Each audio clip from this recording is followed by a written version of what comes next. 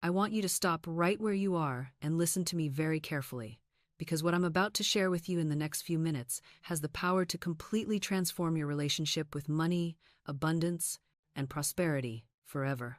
Now, I know that sounds bold, I know it sounds almost too good to be true, but I promise you, if you stay with me, if you truly open your heart and your mind to what I'm going to tell you, you will walk away from this moment a different person. You will understand something about the nature of abundance that most people never grasp in their entire lifetime.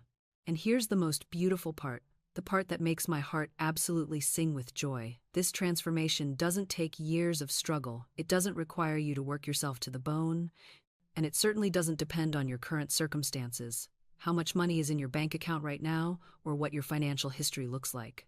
The change begins right here, right now, in this very moment we're sharing together. You see, I've spent years studying the invisible laws that govern our universe, the spiritual principles that determine whether we live in lack or abundance, in struggle or ease, in poverty or prosperity. And what I've discovered, what I've proven time and time again in my own life and in the lives of countless others, is that money, true lasting wealth, doesn't come from where you think it does. It doesn't come from working harder or longer hours. It doesn't come from manipulating others or scheming and plotting. It doesn't even come primarily from your education or your connections, though these things certainly have their place. No, my dear friend, money comes from something far more powerful, far more reliable, and far more available to you right now than any of those external things. Money flows from your consciousness. It flows from your thinking. It flows from the words you speak and the images you hold in your mind. And most importantly, it flows in direct response to spiritual law. Laws that are just as real and just as reliable as the law of gravity. Now, I can almost hear some of you thinking, but Florence, I've tried positive thinking before and it didn't work. Or, I've said affirmations and nothing changed. Or, I've visualized and prayed and still my bank account is empty. And I want you to know, I understand that frustration completely. I've felt it myself in the darker moments of my own journey. But here's what I've learned. And here's what I need you to really hear. Those approaches failed not because the law doesn't work, but because they were applied without true understanding. They were applied with doubt underneath. They were applied with fear lurking in the shadows. They were applied with one part of your mind saying the words, while another part was secretly contradicting them, canceling them out, making them powerless. You see, the universe doesn't respond to what you say with your lips alone. The universe responds to what you truly believe in your heart. The universe responds to your deep conviction. The universe responds to the vibration of your entire being, conscious and subconscious, and that's what we're going to address today. You see, most people come to spiritual work with what I call a divided consciousness. They say their affirmations in the morning, they visualize their desires, they speak their words of power, and then they spend the rest of the day worrying. They build their house of faith with one hand while tearing it down with the other.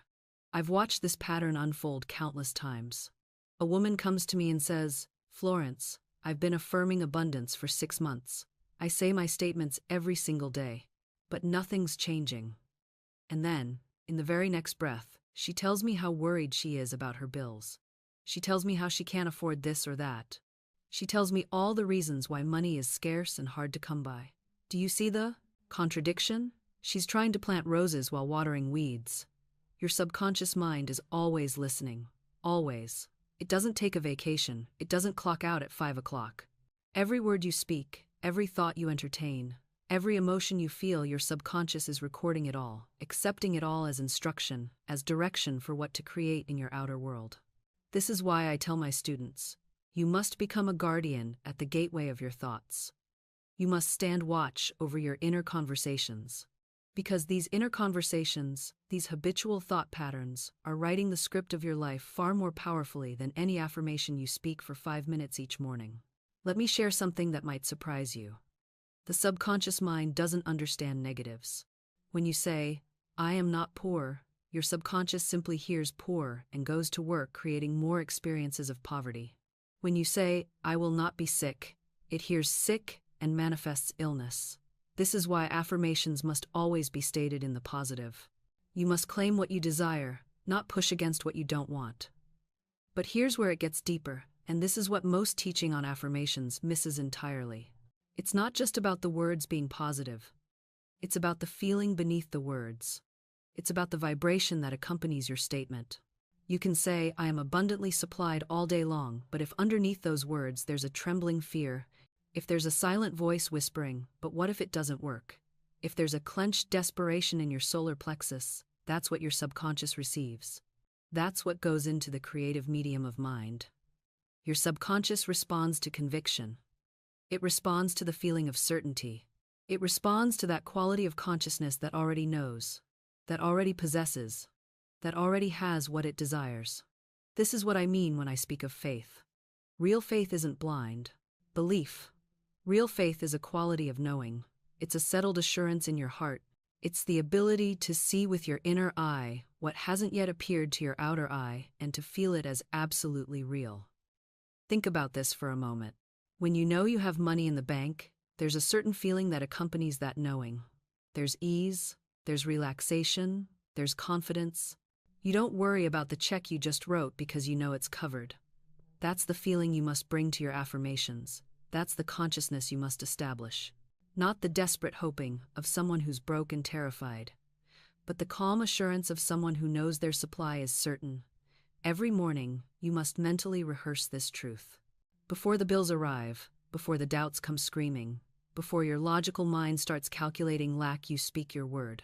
You declare, Infinite Spirit, open the way for my immediate supply. Let all that is mine by divine right now reach me, in great avalanches of abundance. Notice I said times great avalanches asterisk. Not a trickle, not just enough to scrape by. Avalanches. Because God doesn't do poverty. The universe doesn't deal in limitations. Those are human inventions, manufactured in the factory of fear. I knew a woman who came to me in absolute despair. Her husband had lost his position, they were 3 months behind on rent, and eviction was imminent. She wept as she told me, I've tried everything. I've looked for work, we've sold what we could, and still nothing comes. I said to her, You've tried everything except the one thing that works.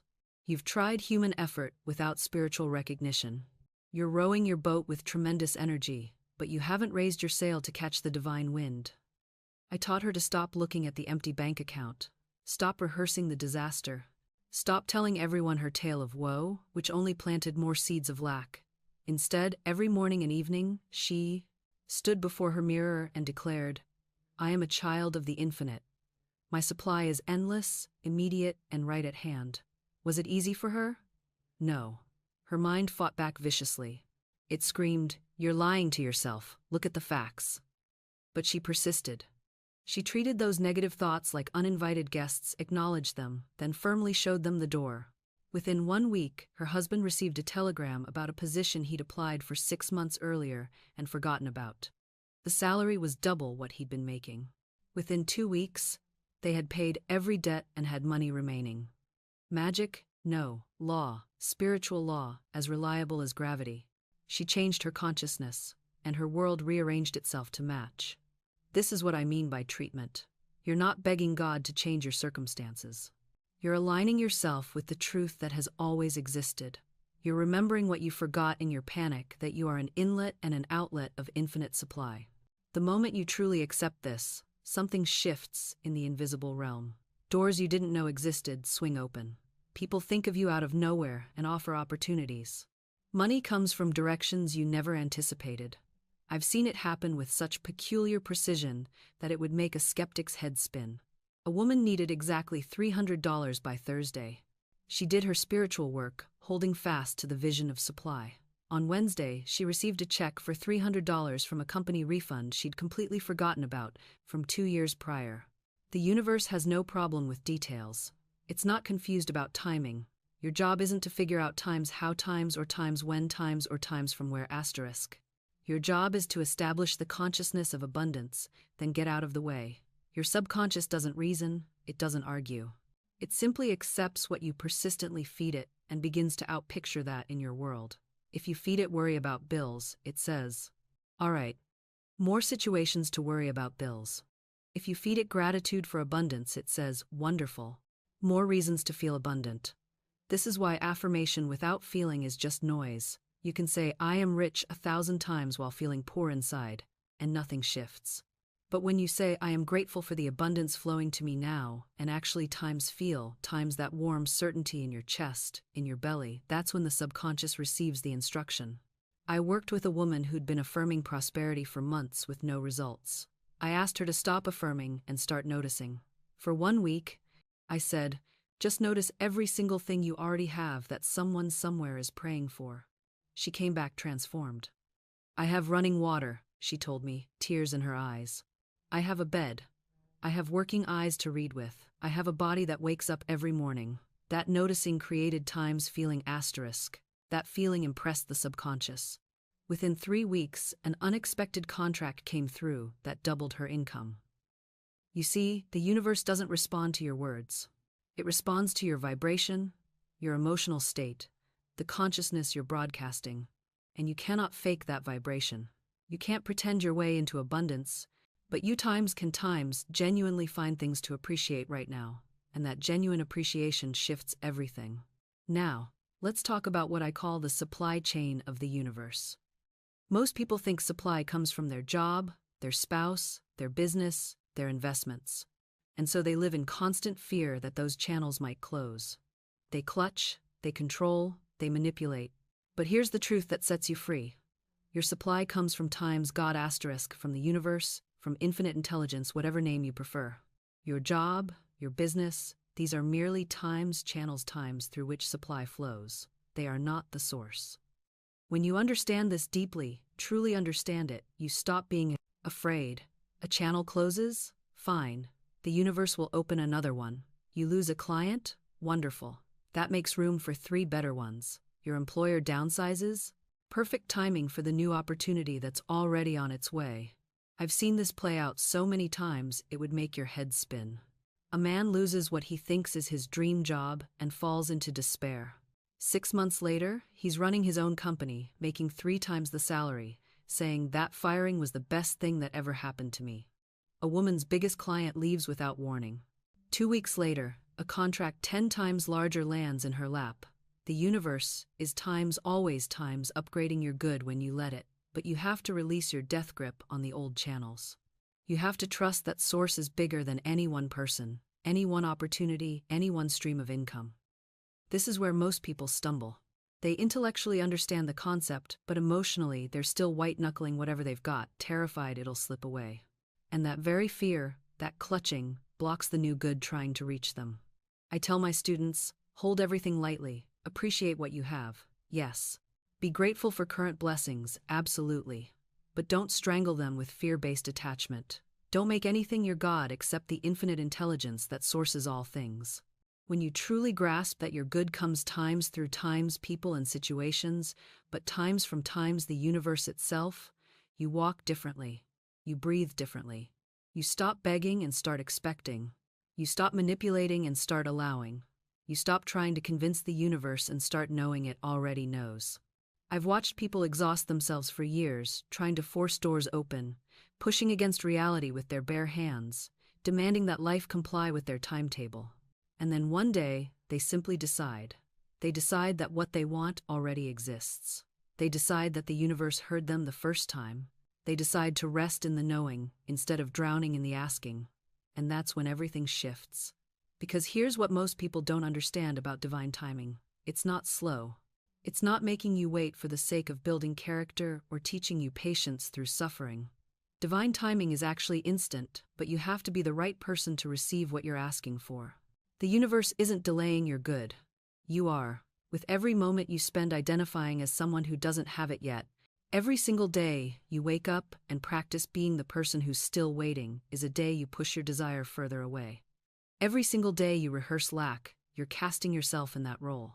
You're the actor who keeps showing up to play the part of person without what they want, and then you're confused when that's the only role you get.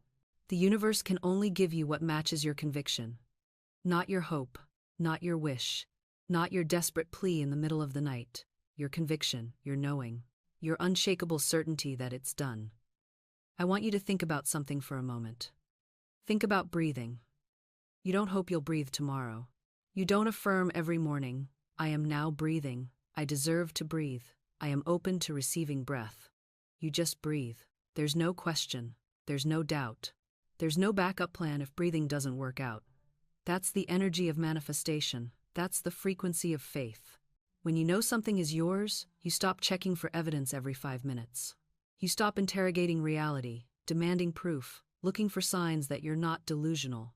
You simply proceed as if it's handled. You make space in your life for it. You speak about it in present tense or past tense, never future tense.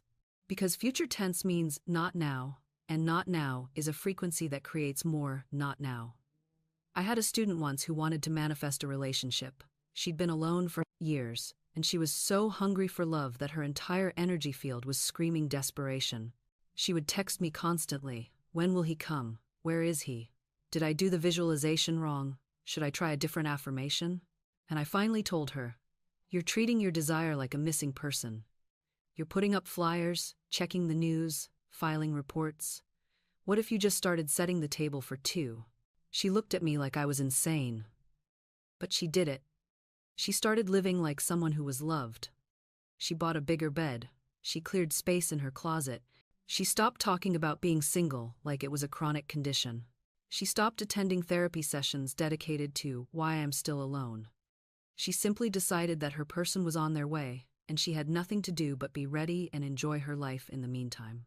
3 months later, she met him. Not because she did a special ritual, not because she finally said the right affirmation, but because she became the energetic match for the relationship she wanted. She stopped broadcasting, "I'm alone and it's a problem," and started broadcasting, "I'm whole and I'm ready." The universe reorganized itself to match her. This is what I need you to understand. You are not powerless in this process, but your power doesn't come from forcing or controlling. Your power comes from decisiveness. From the moment you decide something is yours, the universe has no choice but to deliver it. If you maintain that decision, if you don't waver back into doubt, if you don't keep reopening the case you already closed, most people make a decision on Monday and unmake it by Wednesday. They declare something is theirs in the morning and revoke it by evening. They plant a seed and then dig it up every day to see if it's growing yet. And then they wonder why nothing blooms. This inconsistency creates a vibrational confusion that stops everything in its tracks. The universe responds to your dominant frequency, not your occasional hopeful thought. When you spend 5 minutes affirming abundance and 5 hours worrying about bills, guess which signal you're actually broadcasting? I've watched people do this dance for years. They light candles and say prayers and create vision boards, and all of that is beautiful, it truly is. But then they check their bank account with dread in their stomach. They open bills with resentment coursing through them. They see someone else's success and feel that familiar sting of jealousy. And every single one of those moments is a prayer too. Every emotion is speaking to the invisible forces around you. Every feeling is placing an order with the universe. You cannot curse your situation Monday through Saturday and expect Sunday's affirmations to override it all. That's not how this works. The spiritual law is mathematical in its precision. You get what you predominantly ARA, not what you occasionally want. Here's what genuinely works. Choose your reality and stop negotiating with it. Decide what is true in the spiritual realm and refuse to let the physical world talk you out of it. When the evidence contradicts you, smile and say, "Interesting, that's the old story completing itself. I'm already living in the new one." This is not denial, this is dominion. There's a profound difference. Denial says, "I won't look at my problems." Dominion says, "I see the current circumstances, and I choose not to empower them with my agreement." Denial is running away from what is. Dominion is standing firm in what's becoming. I knew a woman who was being evicted from her apartment. She had 30 days to vacate. Every friend she had was telling her to panic, to scramble, to compromise on something less than what she wanted. But she had been studying these principles, really studying them, and she decided to do something radical. She blessed that apartment and thanked it for serving its purpose. She declared that something far better was already for self, prepared for her. She spoke to her new home as though it already existed, and she meant it. That's the crucial part. She wasn't performing, she was perceiving. She saw it completed. Every day, she'd walk through her cramped apartment and thank her beautiful new spacious home for receiving her. She'd sit in her uncomfortable chair and feel the comfort of the furniture that was coming. She treated the invisible as more real than the visible. With 3 days left before eviction, a friend called out of nowhere. Someone was leaving the country unexpectedly and needed to sublet their apartment immediately. It was twice the size, in a better neighborhood, for less money than she'd been paying. And it was available exactly when she needed it. Coincidence? Only if you believe in coincidences. I don't. I believe in spiritual law operating with perfect precision. This is what's available to all of us when we stop being spiritual tourists and become spiritual residents. When we stop visiting faith on Sundays and start living from it on Tuesdays. When we treat the invisible realm with more respect than the visible one. Your thoughts are not just things happening in your head. They're seeds planted in fertile soil. Your words are not just sounds evaporating into air. They're commands issued to creative forces that must obey. Your feelings are not just internal weather patterns. They're magnetic frequencies attracting corresponding circumstances. This means you have far more power than you've been taught. It also means you have far more responsibility. You cannot keep thinking poverty and speaking lack and feeling resentment while expecting abundance to somehow find you anyway. That's not faith, that's magical thinking, and there's a difference. Faith is knowing that the bridge is there, even when you can't see it yet. It's walking toward your good with certainty, while simultaneously putting one foot in front of the other in the physical world. I remember a woman who came to me wanting to heal her relationship with her sister. They hadn't spoken in 5 years. She wanted to do the spiritual work, to forgive, to release. And she did. She prayed, she affirmed, she visualized reconciliation. But she never picked up the phone. She never wrote the letter. She never took a single action in the direction of what she was claiming to want. And nothing changed. Because the universe responds to movement. It responds to commitment demonstrated through action, not just through thought. So I asked her, if you truly believed reconciliation was possible, what would you do? And she said, without hesitation, I'd reach out. So I said, then that's your next step. The spiritual work prepares the soil, but you still have to plant the seed. Within a week, she had written the letter. Within a month, they were talking. Within 6 months, the relationship was healed. Not because the affirmations were magic words, but because the affirmations changed her consciousness, and her changed consciousness led to inspired action. This is how manifestation actually works. You don't sit on your couch affirming a new job while ignoring opportunities. You don't visualize perfect health while eating garbage and never moving your body. You don't claim abundance while refusing to look at your bank account or take responsibility for your finances. The spiritual work changes you. And when you change, your actions change. And when your actions change, your results change. It's not bypassing. It's not just think positive. It's a complete transformation of consciousness that naturally expresses itself in your physical reality. And here's what they'll never tell you in those instant manifestation videos. Sometimes the action you're called to take is exactly the thing you've been avoiding. Sometimes the bridge to your healing is having the hard conversation. Sometimes the bridge to your abundance is getting professional help with your money trauma. Sometimes the bridge to your dream life is ending the relationship that's draining your life force. The spiritual work gives you the strength to do what needs to be done, but it doesn't exempt you from doing it. I learned this the hard way, like most of us do. There was a period in my life when I was waiting for divine intervention to solve a problem that required my participation. I was praying, affirming, meditating, all the spiritual practices, but I wasn't dealing with the practical reality in front of me. And one day, in the silence, I heard so clearly, I've given you hands, use them. It wasn't harsh, it was loving. Like a parent encouraging a child who's capable of more than they're attempting. I had been treating spirituality like a way to avoid responsibility, but real spirituality increases your ability to respond. That's what responsibility actually means. Responsibility. The ability to respond to your life with wisdom, courage, and action. So, here's the truth they won't put in a 30-second video. You are a co-creator, not a customer. You're not ordering from a cosmic menu and waiting for delivery. You're participating in the unfolding of your own life. Your consciousness sets the direction, and your actions pave the road. And when those two things align, when your inner world and your outer world are moving in the same direction, that's when you see what people call miracles, but they're not violations of natural law. They're the natural result of working in harmony with spiritual principle. Now, you might be sitting there thinking, Florence, this all sounds lovely in theory, but how do I actually live this way when everything around me seems to be falling apart? And that's a fair question. Because I'm not asking you to pretend everything is fine when it isn't. I'm not suggesting you put on rose-colored glasses and skip through life ignoring reality. What I'm saying is that your current reality is the result of your past patterns of thought and speech. And your future reality will be created by what you're thinking and saying right now. So when everything seems to be going wrong, that's actually the most important time to hold to spiritual principle. That's when your words carry the most power, because you're either going to reinforce the pattern that created the problem, or you're going to break it. I worked with a man once whose business had failed. He'd lost everything, or so it seemed.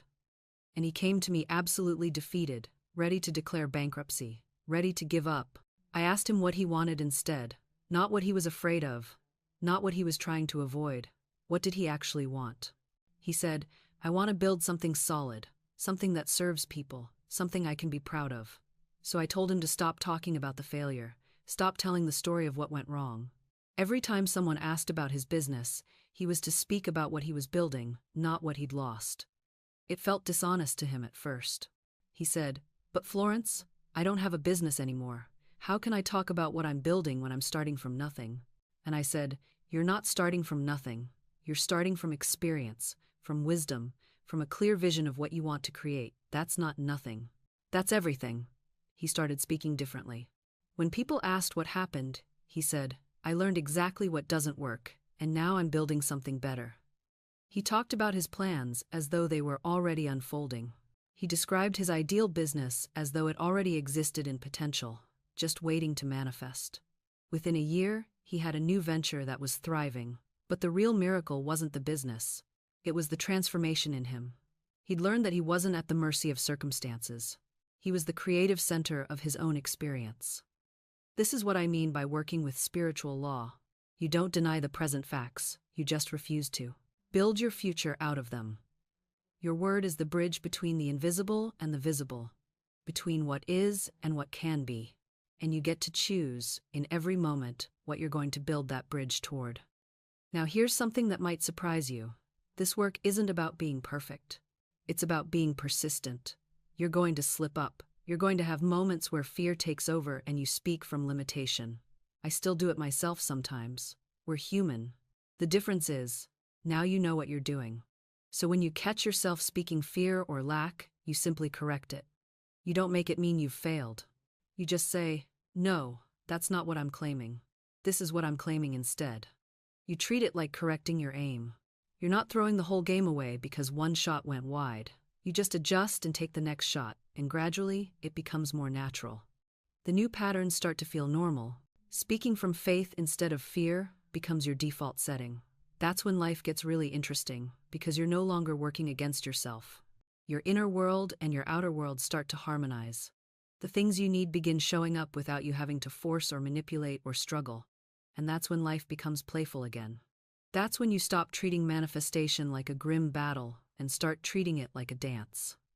You begin to notice the winks from the universe, the synchronicities that make you laugh out loud, the person who mentions exactly what you needed to hear, the book that falls open to the perfect page, the coincidence that's so perfectly timed it can't possibly be random. These aren't accidents. They're confirmations.